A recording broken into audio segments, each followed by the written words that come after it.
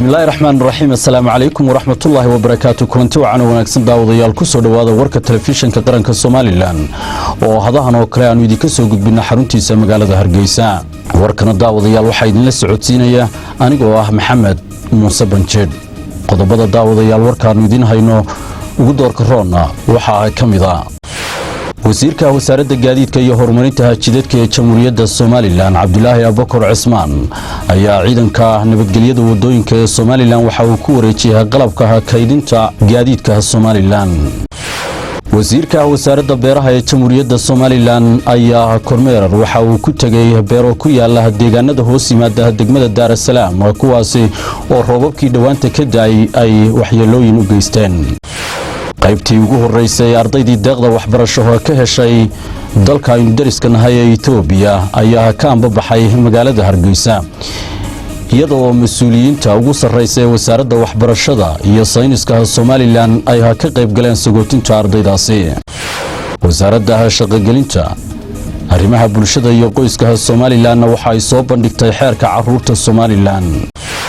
wasaaradda horumarinta caafimaadka ee Jamhuuriyadda Somaliland waxa ay shaacisay hawlgalka talaalka cudurka dabaysha oo guud ahaanba ka bilaabmay dalkan Jamhuuriyadda Somaliland intaasi daawadayaal waa qaar kamid ah qodobada ugu doorka roon warkayaga haatana waxaad u diyaar garowdaan warkii oo fidsan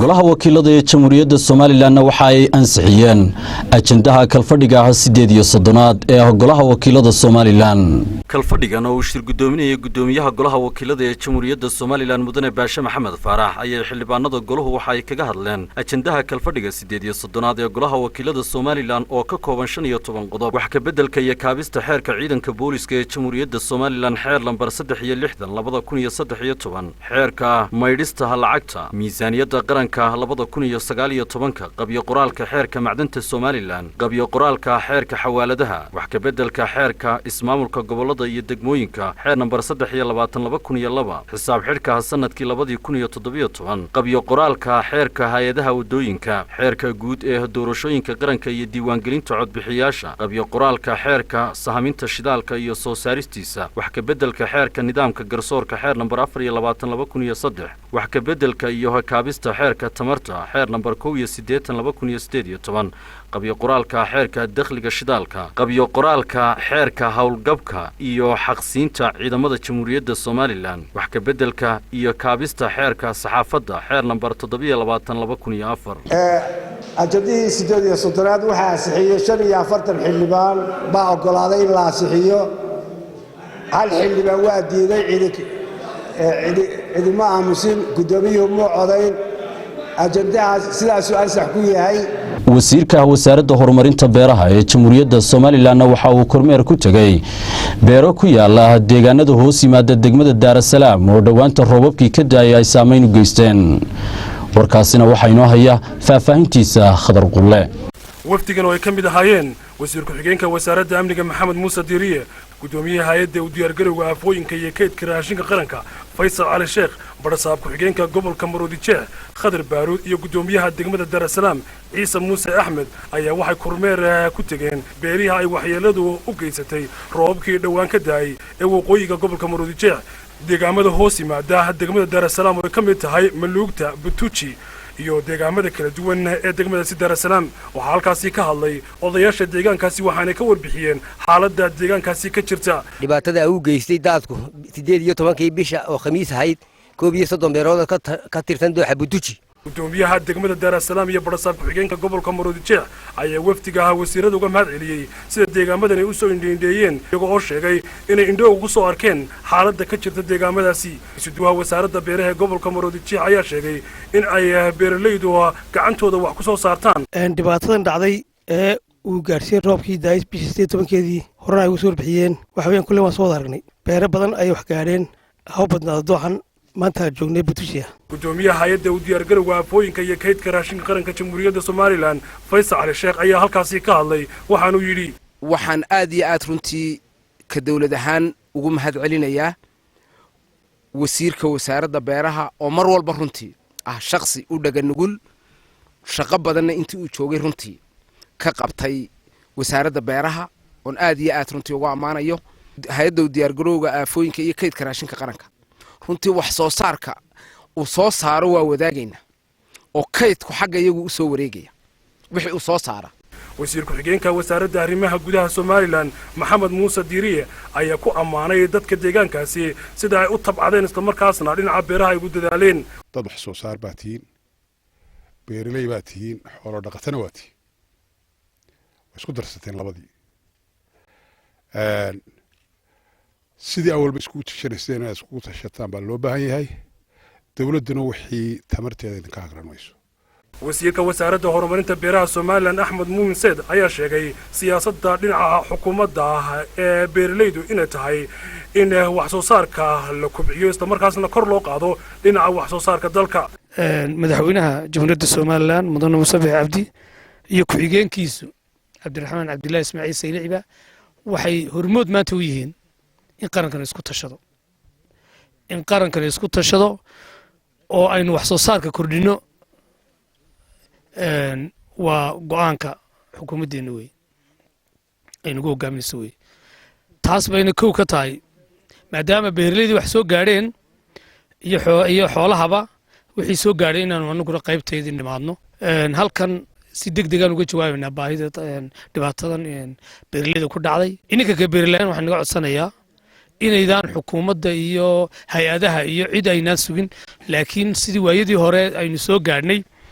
ee guuska la odhan jiray lagu ururi jiray inaynu isku tashano waa Khadar Maxamed Maxamuud Khadar Qule telefishin qaranka Somaliland magaalada Hargeysa wasiirka wasaaradda gaadiidka iyo horumarinta jidadka ee Jamhuuriyadda Somaliland Cabdulaahi Abubakar Cismaan ayaa ciidanka nabadgelyada wadooyinka ee Somaliland waxa uu ku wareejiyay qalabka kaydinta gaadiidka Somaliland sida uu faahfaahinta warkaasi inoogu hayo Xasan Maxamed Muuse qalabkan wasiirka wasaaradda gaadiidka iyo horumarinta jidadka Somaliland uu ku wareejiyay ciidanka nabadgelyada wadooyinka ayaa ah qalabka lagula soconayo xogta kaarka dhaqdhaqaaqa ee gaadiidka dalka Jamhuuriyadda Somaliland shaasi waxa ka qayb galay wasiirka wasaaradda gaadiidka iyo horumarinta jidadka Somaliland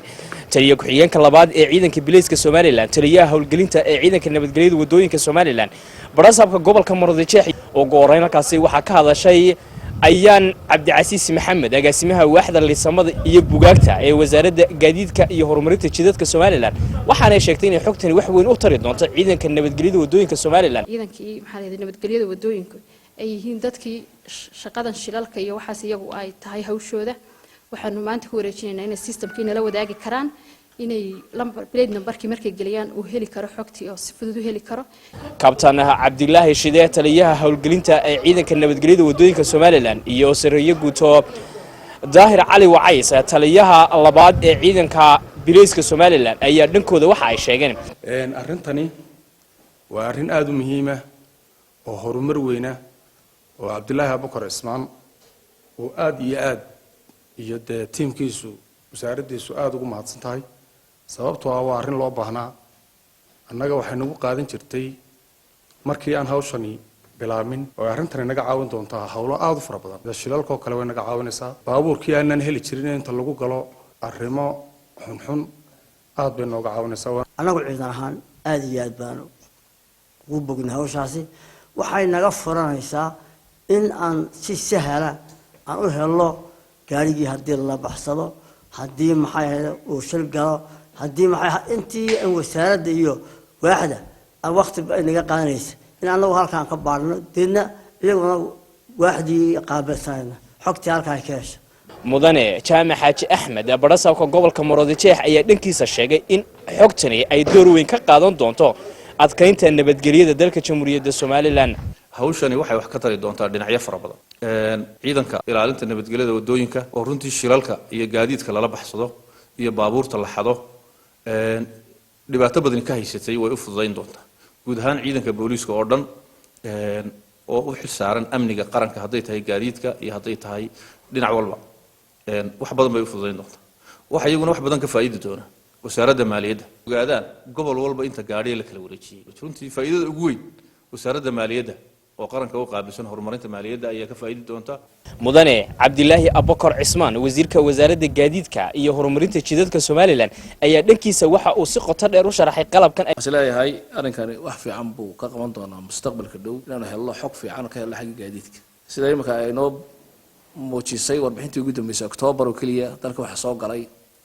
164 gaari waxa iib amba kala wareejin ku dhacday waa 45 gaari waxa duplicate loo sameeyay waa 15 gaari weeyaan way adkaan jirtay in la helo xogta noocaas oo kala ah laakiin imika in ka yar minute ayaynu xogta ku helinaa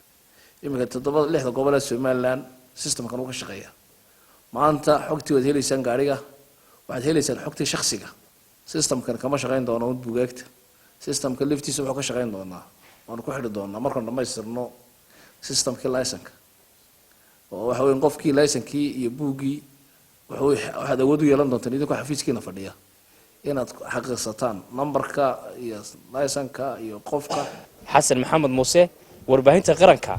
gudaha magaalada Hargeysa. qaybtii ugu horeysay ee ardaydii deeqda waxbarasho ka heshay dalka aynu dariska nahay ee Itoobiya ayaa ka anbabaxay dalka Soomaaliland iyadoo mas'uuliyiinta ugu sarreysa ee wasaaradda waxbarashada iyo sayniska Soomaaliland ay ku sii sagootiyeen ardaydaasi sida warkaasi uu inoo faahfaahinayo Jacfar Axmed Bade. mas'uuliyiinta wasaaradda waxbarashada oo warkacaya wasiirka wasaaradda waxbarashada ayaa si wada jir u sagootiyay qaybtii u horeysay ardaydii ku guuleysatay deeqda waxbarashada dalka Itoobiya ardaydan oo isugu jiray hablayeen tiradoodu ay dhan tahay 75 arday oo galka hore iyo 75 arday oo galka daba baxaya isla markaasina tirada maanta ay baxaysa ay dhanayeen 150 arday ayaa waxa madashaasi la kooban ka jeediyay wasiirka wasaaradda waxbarashada iyo sayniska Professor Yaasiin Xaaji Maxamuud Xiir Faraton oo dardaaran talo iyo tusaale u jeediyay ardayda halkaasi ka baxaysay. dadka qofba xil buu leeyahay in buu shaqada ku leeyahay waxaan u maleynayaa xukuumadda ama dawladda Soomaaliland ee uu hogaaminayo Muuse Biixi Cabdi iyo wasaaradda waxbarashadu ba xilkooda way ka soo baxeen hawsheeda waa dhamaysanay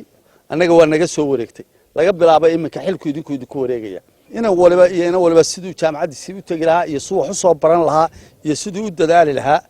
isaga ay la gudboon tahay isaga xil ka saaraya waa inaad ku dadaashaan ugu yaraan 6 bilood ee hore sanadka hore inaad luqadiina dhistaan inaad koorsada la socotaan inaad assignmentska ka shaqeysaan waxa loo baahan yahay dadaal dheeraad ah inaad sameysaan muddada hore oo dhan intii jaamacad wada tagtaa ama meel deegaan wada tagtaana inaad iska warhaysaan oo isla socotaan oo wada shaqeysaan. wasiirka wasaaradda waxbarashada iyo sayniska Cabdiqaadir Maxamuud Sheekh Maxamuud oo isaguna qayb ka ah waftigaasi isla markaasina ardaydaasi u soo raacay dalka Itoobiya ayaa isna dardaaran u jeediyay ardaydaasi.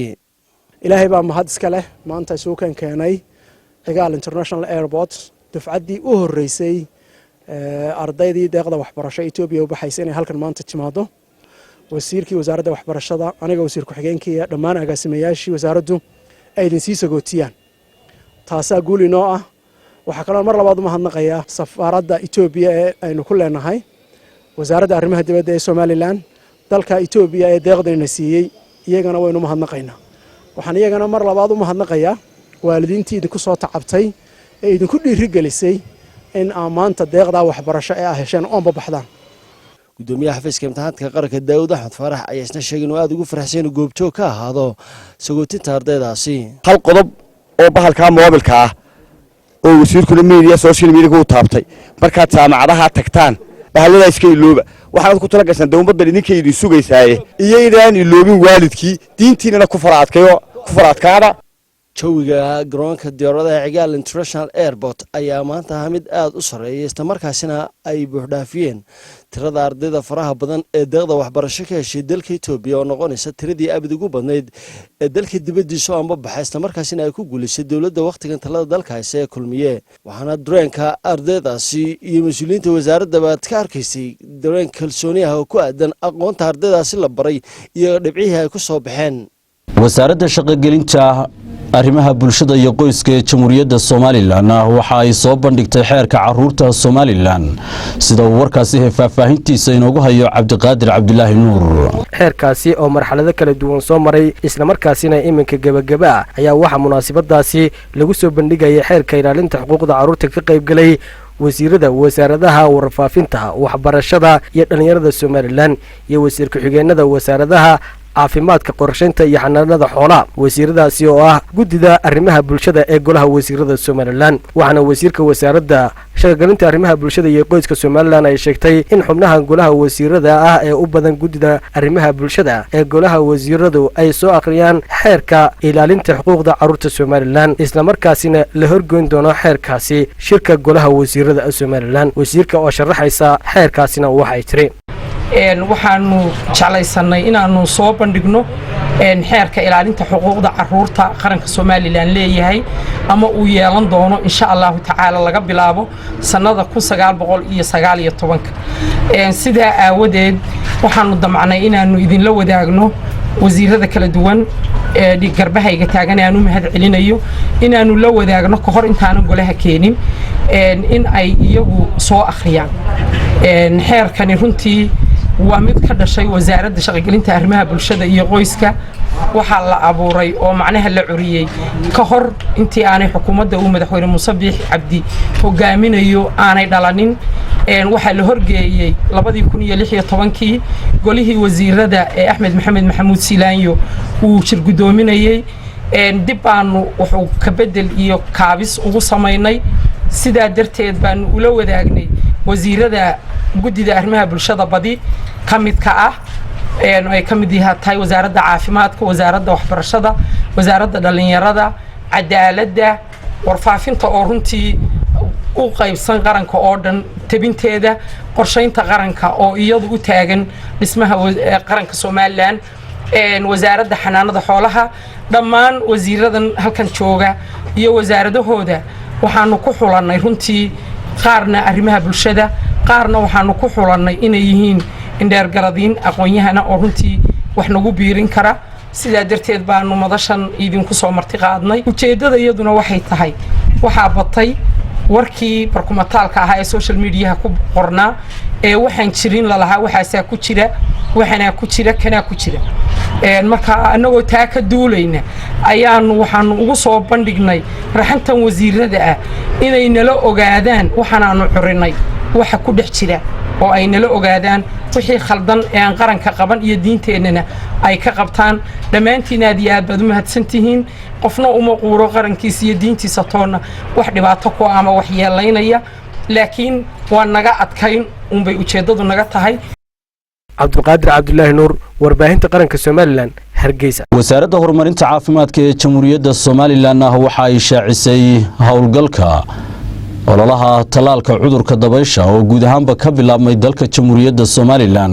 munaasibadan oo ka dhacday magaalada hargeysa ayaa ujeedadooda ahayd mid lagu daafurayay tallaalka dabaysha kaas oo carruurta yaryar lagaga tallaalayo cudurka booliyada waxaa ka qaybgelay wasiir ku-xigeenka wasaaradda horumarinta caafimaadka somalilan agaasimaha guud ee wasaaradda dhakhaatiir iyo howlwadano ka tirsan wasaaradda caafimaadka somalilan waxaana muddada ay socotay halkaasi lagu soo bandhigay dhibaatada cudurka dabaysha iyo sida uu saamaynta ugu yeesho carruurta yaryar dhakhaatiirtii ku sugnayd ayaa halkaasi sharaxaad kaga bixiyey inay habboon tahay in ubadka intay yaryar yihiin laga tallaalo dabaysha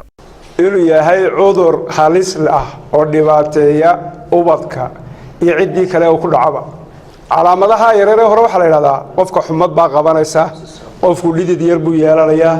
qofka madaxa xanuunaya qofku daal buu yeelanayaa muruq xanuun buu yeelanayaa markuu intaa yeesho ayuu wuxuu samaynayaa inuu fayraskii jidhka soo galay uu badanayaa badnaashiyuu samaynayaa tiradiisii baa badanaysa markay tiradiisu badato wuxuu u gudbayaa uu ka sii kacayaa meelihii horu joogay dabadeetana xagga maskaxdu u kacaya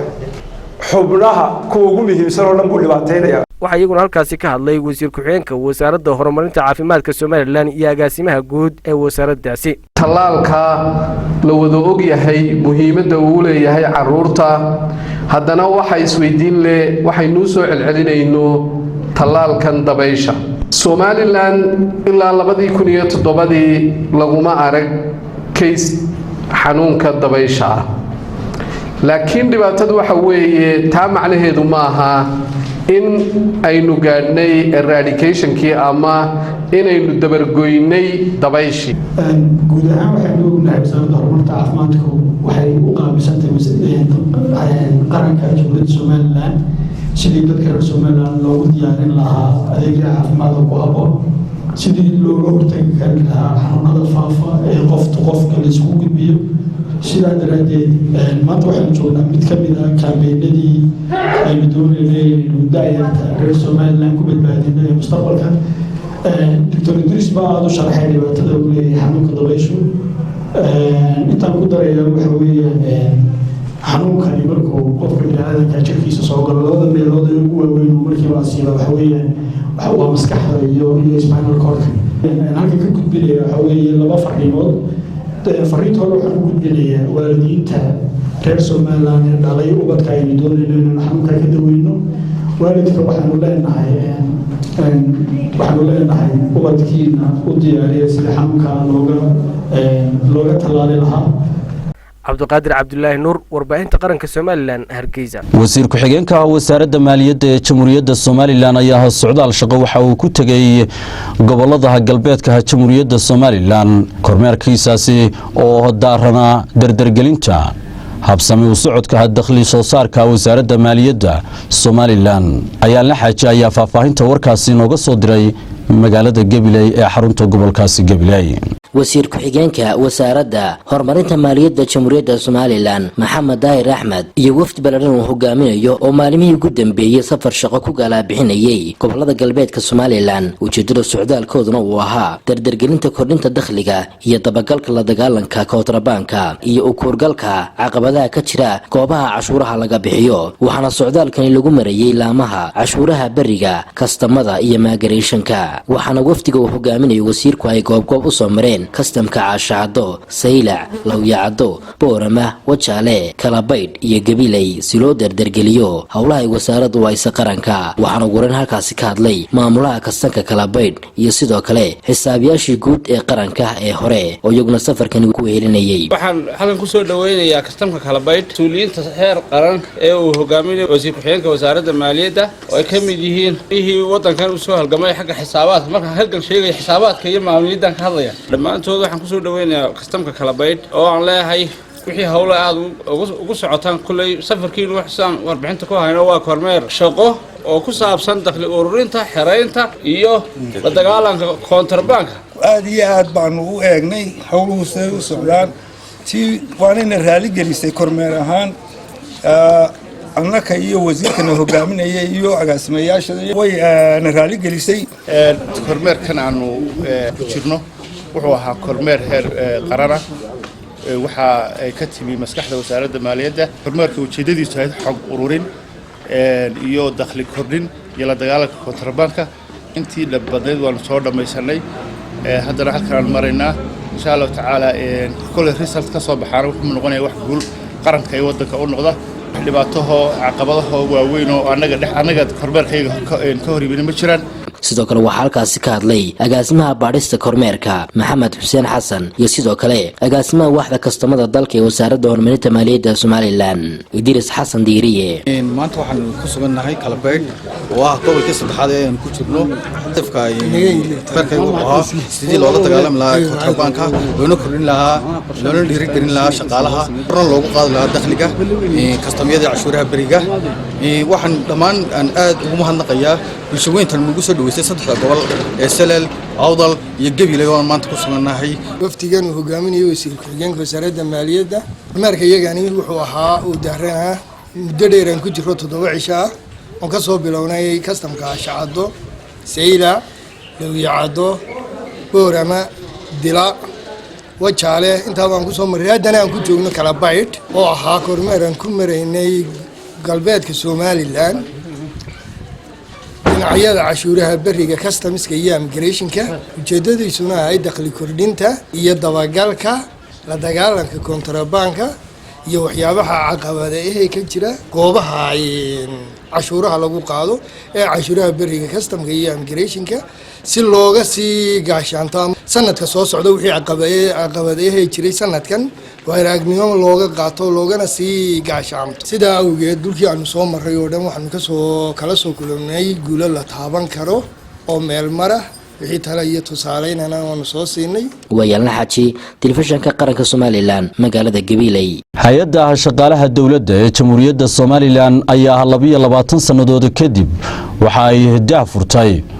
dib u eegista sharciga shaqaalaha dowladda. kulan ballaaran oo ay soo agaasimeen hay'adda shaqaalaha dawladda isla markaana ka soo qayb galeen mudanayaal ka socda golaha wakiilada xafiiska garyaqaanka guud ee qaranka agaasimo waaxeedyada maamulka xuduudda shaqaalaha iyo madaxda waaxaha sharciga ee wasaaradaha iyo hay'adaha dawladda ayaa lagu daafuray kaabista iyo wax ka beddelka sharciga shaqaalaha dawladda intii kulanku socday ayaa lagaga wada hadlay kaabista wax ka beddelka iyo hanaanka loo marayo ansixinta sharciga shaqaalaha dawladda oo muddo 22 sano ahaa mid u baahnaa dib u eegis iyo wax ka beddel si uu u noqdo mid ka jawaabi kara xuquuqda iyo waajibaadka shaqaalaha dawladda ugu horeyn waxa ka hadlay madaxa hawlqabadka dib u habaynta shaqaalaha dawladda Cabdi Aadan ayaa xusay sida ay muhiim u tahay in mashruuca tayeynta shaqaalaha dawladdu maanta soo gaaro in shaqaalaha dawladda laga caawiyo sidii ay u yeelan lahaayeen sharci dhammaystiran oo dhan walba ka dhaqa dhinaca kale isaguna waxa ka hadlay Maxamed Xasan Cali Waji oo ah rugcadaa shaqaale dawladeed isla markaana ah saxafi rugcadaaya isaga oo xusay sida uu maanta ugu faraxsan yahay in uu arko sharcigii shaqaalaha dawladda oo dib u eegis lagu sameynayo isaga oo si dareen la uga hadlay xuquuqda ay shaqaale ahaan ka heli doonaan dib u habaynta sharciga shaqaalaha dawladda waxaanu yiri dal wuxuu ku dhismaa tiirarka uu ku dhismo kii ugu weynaa baynu u fadhinaa maanta aasaaskiisa iyo toosintiisa waxa weeyaan dadka waa human resource shaqaaluhu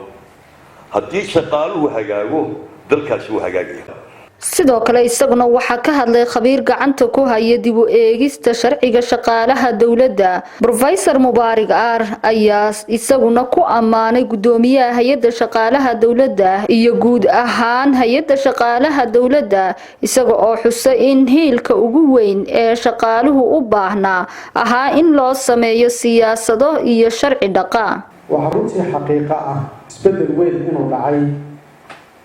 sanadihii u dambeeyay oo ka dhacay hay'adda shaqaalaha dawladda isbedelka ugu muhiimsan ee lagu sameeyo dawladnimada ama good governance waxa weeyaan waa in systemska la hagaajiyo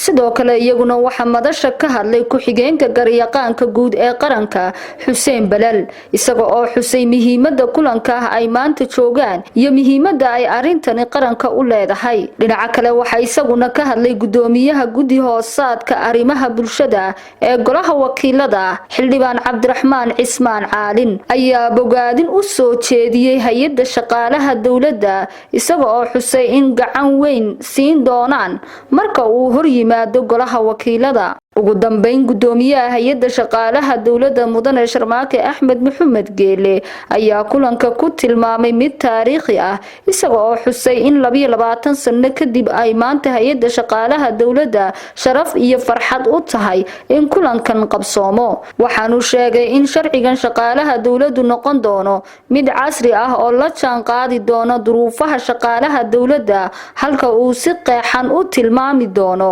waajibaadka iyo xuquuqaha shaqaalaha dawladda waxaanu yiri waxaynu maanta u fadhinaa inaynu dib u eegno habayno wax ku darno tala ka qaadno sharciga ugu ballaaran ee sida xildhibaan Cabdiraxmaan Xuseen dhaqi doona shaqaalaha dawladda Jamhuuriyadda Soomaaliland shaqaalaha maanta waxaynu haynaa in ka badan 14,000 oo shaqaale waxaanu rajaynaynaa Soomaaliland boqolaalka sano soo socota insha Allah inay shaqaale qaadan doonto shaqaalahaasi wixii dhaqay horumarinay habeynay xuquuq siinay xaqal ciid siinay wixii dhibaato soo gaadhay ka jawaabay iyagana ku ilaalinay waajibaadkii shaqo buu maanta Ilaahay subxaanahu wa ta'aala inoo waafajiyay inteena halka fadhidayna marag iyo marxaati iyo gacan iyo garab ka geysano maanta qof walba halkan jooga waxa garbiisa saaran in ka badan 2,000 oo qof ra'yiga maanta aad bixinayso ama ka goonaanta aad maanta waqti badan gelin doonto inaad hawshaasi gacan ka geysatay kumanaan kun oo qof baad maanta jawaabteeda tahay oo maanta aynu fadhinaa waxaan idinka filayaa waqti badan inaad qaadataan dhan walba aad ka faaqidaan aad ka istaagtaan la shaqeeyaha iyo shaqeeyaha xuquuqda iyo waajibaadka inaynu shaqo wanaagsan ku ilaalino shaqaalaha xuquuq wanaagsan aynu ilaalinayno helo waa inuu dareemayno xaq dawli iyo dastuuri u leeyahay shaqadana uu hayo Muna Ibrahim Dhakhtar warbaahinta qaranka agaasimaha guud ee wasaaradda horumarinta maaliyadda ee Jamhuuriyadda Soomaaliland oo socdaal shaqo ku jooga gobolka Daadmareed gaar ahaana caasimadda gobolkaasi ee Oodweyne ayaa faahfaahin waxa uu ka bixiyay howlaha shaqo ee wasaaradda maaliyadda ee gobolkaasi sida uu faahfaahinta warkaasi noogu soo diray wariyahayaga nooga soo warrama gobolka Daadmareed Muuse Saleebaan Maxamed waxaana ugu horeyntii agaasimaha iyo wafdidiisu kulamo xog warana la qaateen maamulka gobolka iyo waliba maamulaha cashuuraha bariga intaasi kadibna waxa uu agaasimaha guud ee wasaaradda horumarinta maaliyadda jamhuuriyadda Somaliland dawladda hoose ee degmada Oodweyne kala wareegay dhul loogu talagalay dhismaha wasaaradda maaliyadda ee gobolka taasi oo uu ku wareejiyay maayar ku-xigeenka degmada Oodweyne Maxamed Cumar Cilmi inta guud ahaa ee aan ku wareejiyay wasaaradda maaliyadda gudoomiyaha gobolka Daadmareed Axmed Diiriye Cabdullaahi oo isaguna halkaasi kelmado soo dhaweeyna ka soo jeediyay ayaa waxa uu yiri wasaaradda horumarinta maaliyadda gobolka Daadmareed oo maanta muxuu ahaayay maayar ku-xigeenka dawladda hoose uu guddoonsiinayay dhulkii agaasima marka hore soo dhaweynaa aad iyo aadna waan ku mahadnaqaynaa kusoo dhawow gobolka Daadmareed ugu dambeyntiina agaasimaha guud ee wasaaradda horumarinta maaliyadda Cabdiraxmaan Sheekh Xasan Ismaaciil iyo waliba agaasimaha waaxda cashuuraha bariga ayaa ka warbixiyay safarkooda waxaana agaasimaha guud tilmaamay inuu safarkoodani la xiriiro dardargelinta cashuuraha iyo waliba kor u qaadida dakhliga waxaanu ka mahad celinaynaa maamulka gobolka Daadmareed ogolaanshiyaha ama siinta ay siiyeen wasaaradda horumarinta maaliyadda buqaddii ay ka dhisan lahayd gobolka Daadmareed taas oo ruuxaantii wax badan ka bedeli doonta gobol ahaan iyo maamul ahaan iyo shaqaale ahaan intaba way ku mahadsan yihiin waxaa kale oo jirta haddii ay wasaaradda maaliyaddu halkan ka dhisanto kulley adeegyo badan oo kala daba socda gobol ahaan waxaan idinku boorinaynaa si adeegyadaas iyo kuwa kale oo fara badan loo helo inaynu dardargelino cashuuraha gobolka Daadmareed reer Oodweyne iyo reer Daadmareed aad iyo aad ugu mahadsan yihiin maanta guddoonsiinta ayna guddoonsiyeen dhulkii wasaaraddu ka dhismi lahayd gudoomiyaha iyo maayar ku-xigeenka iyo gudoomiye ku-xigeenka gobolka inta waanu saragnay waxaanu isla taabanay hal qodob oo muhiim ah oo ah in gobolka Daadmareed ay ku jiraan cashuuro bari oo baaqda oo aynaan qaadin oo horumarka gobolkana wax badan ka bedeli kara gudoomiyaha si fiican baanu dareenkaas ula qaadanay waana qodob inoo dhiman ka wasaarad ahaana aanu diyaar u nahay in aanu intay taalkayo ka geysano sidii cashuurta baaqata gobolka Daadmareed loogu ururin lahaa ay uga qayb noqon lahaayeen dhismaha qaranka ee aynu cashuurta ku wadno wasaaradda maaliyaddana way ka go'an tahay in gobolkan iyo gobollada kale dalkaba aynu adeegii cashuur bixinta gaarsiino waayo in cashuur la qabto waa adeeg aynu siinayno dowladnimadeenna waa adeeg aynu siinayno maamul wanaageenna waa adeeg aynu siinayno horumarinteeda waa cashuurta la'aanteed waxbay noola soconayaan aad iyo aad baan maamulka gobolka iyo maamulka degmadaba uga mahad celinaynaa dadaalka faraha badan ee ay saraakiisha wasaaraddu ku shaqeeyaan hadday tahay suduwa Saleebaan hadday tahay maamulaha cashuuraha bariga dadaalka faraha badan ee ku jiraanna waa ku garab taagannahay waxaan isna halkan uga mahad celinayaa taliyaha qaybta oo kontrabanka iyo la dagaalankiisa hawl adag ka qabtay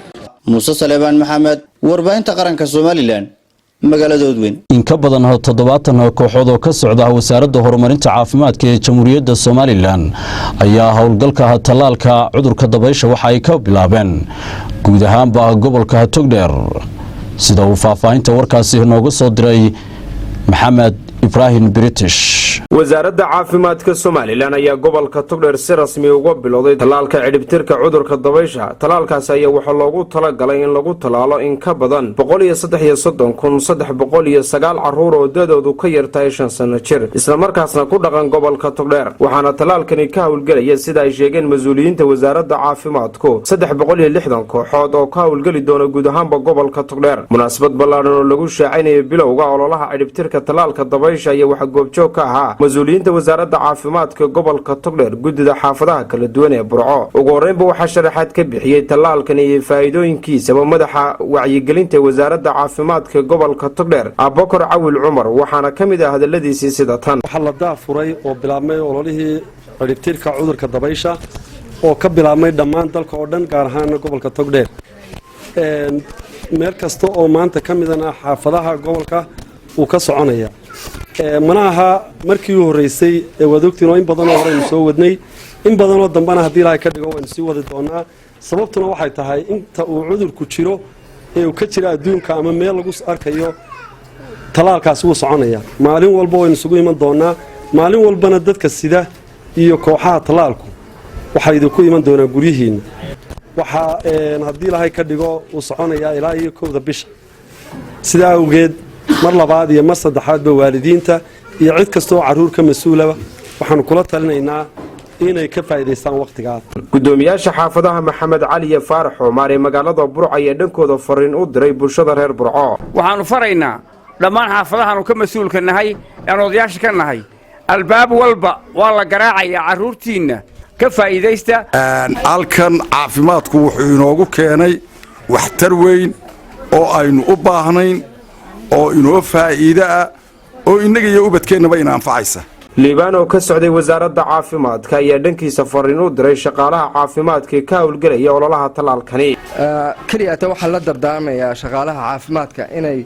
dadka u adeegaan oo si fiican ugu shaqeeyaan dadweynahana waxaan leeyahay inay carruurta soo u saaraan oo ay ka faa'iidaystaan fursadan ugu dambeyntii waxaa halkaasi ka hadlay isuduwaha wasaaradda caafimaadka ee gobolka togdheer aadan cilmi deeriye wuxuuna ugu baaqay guud ahaanba bulshada gobolka togdheer inay ka faa'iidaystaan tallaalkan ee cudurka dabaysha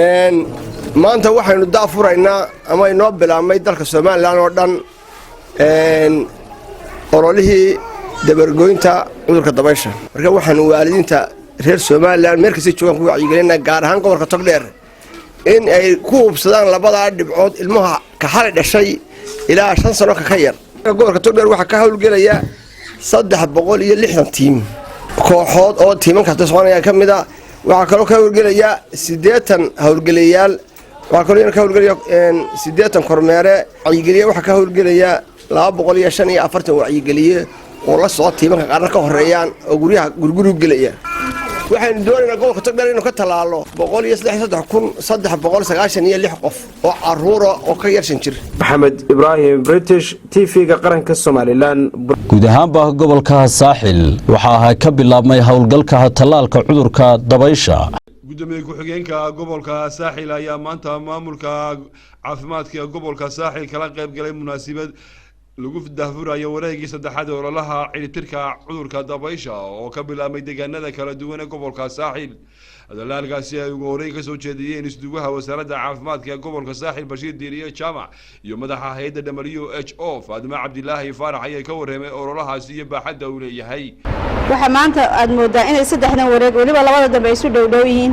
waxa sababay waxa ka imanaya warbixino naga soo gaaraya xuduudaha aynu la leenahay wadamada aynu jaarka nahay oo lagu arkay mar labaad xanuunkii markasta xanuunkii la arkaan waxa weyn ilmiheen wuxuu u baahan yahay maxay gaashaan iyo difaac adag inaynu uga sameeyno waxa cudurkani waa halis dawo ma laha ilmaha yar hadduu asiibo waa wareegii saddexaad labada degmaba iyo dhammaan gobolka oo dhan soo kalena gudoomiye ku-xigeenka gobolka saaxil maxamed ibraahim axmed ayaa isaguna ka warramay muhiimadda tallaalka iyo sida loogu baahan yahay waalidiintu inay tallaalaan carruurta aydadooda u dhaxayso 1 sano ilaa iyo 5 jir waxa kaloo salaamayaa howlwadeennada caafimaadka ee hor fadhiya ee ah mas-uuliyiintii degmooyinka haydhmaanadii degmo tuulo gobol ee hawshan caafimaad u xil saaraa inay wacyigelinteeda iyo qaadashadeeda intaba ay iyagu hirgelin lahaayeen ama gaarsiin lahaayeen tallaalka ayaa la sheegay in lagu beegsan doono ilaa iyo 9,000 oo carruur ah oo ku kala dhaqan deegaanada kala duwan ee gobolka saaxil ururka ay ku midoobeen dawladaha hoose ee Soomaaliland ayaa kulan ay ku yeesheen xarunta gobolka Awdal ee Boorama waxa ay ku ansixiyeen qorshe hawleedka 3 sano ee soo socota sida uu faahfaahinta warkaasi nooga soo diray magaalada Boorama Cabdisalaan Saha. Kani oo socon doona muddo 2 cisho ah ayaa waxa ka soo qayb galay agaasimaha wasaaradda arrimaha gudaha Somaliland Axmed Cabdi Nuur iyo sidoo kale agaasimaha wasaaradda shaqada iyo arrimaha bulshada Maxamed Cilmi Aadan Ilka Case gudoomiyaha gobolka Awdal Cabdiraxmaan Axmed Cali iyo mas'uuliyiin ka socday hay'adda FNG munaasabadani ayaa waxa ugu horeyn hadalka qaatay gudoomiyaha degmada Boorama Saleebaan Xasan Xaddi duqa caasimadda Hargeysa barasaabka gobolka Awdal mas'uuliyiin ka socday hay'adda FNG sidoo kale madaxda ururka Algasal waxayna yiraahdeen waxaan anigu halkan u kacay inaan idinku soo dhaweeyo degmadaydii oo ah degmadiinii runtii insha Allah shaqadana waxaan filayaa inay halka ka sii wanaagsanaato maanta isugu nimaadno qorshe hawleedkii 5 sano soo socday oo ka dawladaha hoose iyo sidii looga shaqeyn lahaa inaynu halkan ku sii dhigno intii isugu timid halkani inuu waa kulan hawleed socon doona 2 maalmood waxaana uu daaran yahay in aad dib u eegis ku sameysaan qorshaha 3 sano ee ururka dawladaha hoose oo halkan idinku soo bandhigi doono oo eegi doontaan ujeedada maanta aan iskugu nimidnay waa strategic plankii ururka dawladaha hoose ee Somaliland waxa halkan noo sharafa maanta in ay isugu yimaadaan ururka Gasal ama maayarada Somaliland oo shir halka ku qabsanaya magaalo madaxdii gobolka Awdal Boorame sharaf bay noo tahay waan idinku soo dhaweynaynaa inuu baydiyaala waan ku duceynaynaa Ilaahay inuu idinka aqbalo inta kadib waxa iyaguna hadalka iska daba qaatay agaasimaha wasaaradda arrimaha gudaha Somaliland Axmed Cabdi Nuur iyo sidoo kale agaasimaha wasaaradda shaqada iyo arrimaha bulshada Maxamed Cilmi Aadan Ilka Case waxayna dhawaajiyeen inaan u mahadnaqo muxuu ahaa mas'uuliyiinta ururka Algasal iyo mayrada dalka oo dhan kaalinta ay ku leeyihiin horumarinta bulshada kulliba qorshahan aynu maxay maanta u fadhnaano waa strategic plankii muxuu ahaa ururka dawladaha hoose waxaan wasaarad ahaan aaminsanahay qorshe hawleedkan inay saldhig u noqdo visionka Jamhuuriyadda Somaliland ee ilaa 2030ka waxaan jeclahay ugu dambeynna ku dhawaaqo kulanku waa inoo furan yahay waa Cabdisalaan Saha telefishinka qaranka Jamhuuriyadda Somaliland magaalada wasaaradda xanaanada xoolaha iyo kalluumaysiga ee Jamhuuriyadda Somaliland ayaa magaalada Berbera waxa ay tababar uga furtay saraakiisha kalluumaysatada sida uu faahfaahinta warkaasi inoogu hayo wariye Mukhtaar Cabdiraxmaan Maxamuud oo magaalada Berbera nooga soo diray warbixintaasi isuduwaha wasaaradda xanaanada xoolaha iyo horumarinta kalluumaysiga ee gobolka Saaxil ayaa maanta tababar u furay qaar kamid ah kalluumaysatada kala duwan ee ka howlgasha xarunta gobolka Saaxil ee Berbera tababarkan ayaa ujeedadiisu ahayd sidii kor loogu qaadi lahaa xirfadda xisaabaadka iyo maamulka ee kalluumaysatada kala duwan ee Berbera tababarkan oo ay wasaaradda kalluumaysiga ee Somaliland ka taageerisay hay'adda Fair Fishing iyo midowga Yurub ayaa ugu horeyn waxa halkaasi hadal ka soo jeediyay mas'uuliyiin ka socotay hay'adda Fair Fishing waxaana hadaladoodii kamid ahaa in la sameeyo kor u qaadista xirfadda kalluunka iyo xisaabaadkiisa tababarka oo ay fulinayaan ururka groupka Austin runtii waxa weeyaan ninka wax yar ku siyaana wax weyn ku siiya baa la yiri kalluumaysatada mid laga doonayaa kalluumaysatada wax laga doonayaa inaan idin oran wax ma qorno wax ma aqrino haddaad 20 tihiin oo kalluumaysatada kala mid wax qoraa leedihiin 70 80 cid soo shaqaysay ama 90 waa leedihiin waxbay barteen lama oran karo waa wadan waxba ma garanayno waa run bir waxa la fuulaa laashash dhaadheer laakiin laashku wuxuu u baahan yahay xisaabtaada wax yar aad qorato way u baahan tahay waan waxba qornaa marka insha Allah ninka wax yar ku siiya baa liibana wax weyn ku siiya waayo waxa weeyaan sidii qofku u maareyn lahaa ama u maamuli lahaa ganacsigiisa waa 10 aad iyo aad u qaaliya oo loo dhoofo laguna bixiyo hanti fara badan laakiin inagu nasiib waxaan loo helnay inagu guryadeena joogna inuu ku yimaado marka bifadlan waxaan idinka codsanayaa ka soo qaybgalayaasha bahda kalluumaysiga inaad saacadaha tirsan aad baranaysaan jaamac madoobe isaguna ku hadlayay afka kalluumaysatada ka faa'iideysanaya tababarkan ayaa waxa uu sheegay inay u baahan yihiin sidii kor loogu qaadi lahaa xirfadooda iyo sidoo kale qalabka kalluumaysatadu ay u baahan marka waxa weeyaan waxaan jecelahay runtii in sameynarada naloo badiyo wax sheega naloo badiyo runtii waxa weeyaan sanadkan maanta nagfish dekadii nagfish xilli ay ka wanaagsantahay ma jirto isuduwaha wasaaradda xanaanada xoolaha iyo horumarinta kalluumaysiga ee gobolka saaxil axmed xaaji cabdilaahi axmed nooje oo isna halkaasi ka hadlay ayaa tababarkani soo dhaweeyey waxaana uu sheegay in loo baahan yahay in qalab iyo xirfadba lagu taageero kalluumaystada iyagu ka howlgasha xeebaha kala duwan ee dalka jamhuuriyadda somalilan markaa seminaarka waxaan jeclay inuu daba socdo waxqabadkii waayo hadalkaan laga buuxsho soomaalida ku mahmaada laakiin waxqabadku miduu markiiba dhalaya markaa taa waad noo soo dedejinaysaa imika waa seminaarkii lixaad ee aan ka qayb galo welina intaan joogay wax la taaban karo ay kalluunlayaasha siiyaan ma hayo taa waan idka sugaynaa inaad ka faa'idaystaan baa la doonayaa oo sidii yahay ugu dhaqantaan mid labaadna waan uga faa'idaysanayaa waxaa jira innaga waxaan dibaddeena uga yimaada import baa la yidhaha waxaan dirna export baa la yidhaha kalluunlayaasha wax badan baan uga digayaa waanaan kula dardabaanaya waanaan la talinayaa wixii doon saaran ee dibadda ka yimaada dekedeenna yaan toos loogu soo xidhin waa in dekeda weyn lagu xidhaa waayo shaqada inagu malin kastamkaale mukhtaar cabdiraxmaan maxamuud telefishinka qaranka somalilan qaar ka mid a culimada somalilan ee ku dhaqan hargeysa ayaa shaaciyey inay diyaar u yihiin ka qayb qaadashada dadaalada loogu jira daminta colaadaha koonfurta gobolka sool sida warbixintaasi uu noogu hayo wariye xasan maxamed muuse qaar ka mid ah culimada dalka jamhuuriyadda somalilan ayaa baaq nabadeed waxay u direen bulshada walaalaha ee ay dirirta ku dhex martay deegaanada dhumay iyo dabataag ee koonfurta gobolkaasi sool culimadan ayaa ku dheeraaday sida ay daruuriga u tahay in laga qayb qaato xasilinta iyo deminta colaada soo noqnoqotay ee kusoo noqnoqotay dadka degan deegaanadaasi isla markaasina ood wadaagta sheekh ciise maxamuud cabdilaahi sheekh cabdiraxmaan aw axmed sheekh cabdirasaaq xasan cali albani iyo sheekh maxamed cali geedi oo dhammaan ka mid ah culimada somalilan ayaa bulshada deegaanadaasi waxay ugu baaqeen in la joojiyo colaada isla markaasina waxa ay u soo jeediyeen bulshadaasi in lagu dadaalo wanaagga iyo walaalnimadii dhex taallay sidoo kalena waxa ay u soo jeediyeen in wadeecada laga ilaaliyo heshiisyada la dhex dhigo loo helo jawi wanaagsan jawi wada hadal jawi islaax jawi deganaansho jawi isu soo dhaweyn waa in nabadgelyada la sugo nabadgelyaduna kow waxa ka ah in la sugo dowladda iyo xukuumadda ayuu xilkaas saaran yahay saa daraaddeed waa in la sugo nabadgelyada waxaa kaloo ka digaynaa abaabulka iyo ololeynta dagaalada noocaas oo kale ah in laga shaqeeyo ka waxdila iyo ka taageero siiya mid maal iyo mid rasaaseed iyo mid cuduud milatari iyo ka dagaalka gala waa isku mid dhammaan intii ku dhimatay ehelkoodii waan tacsiyadeynaa dhinac walba fidnadaasi halkaa ka dhacday waa fidno aan maanta loo baahnayn shaydaano ka adeegay waxa aan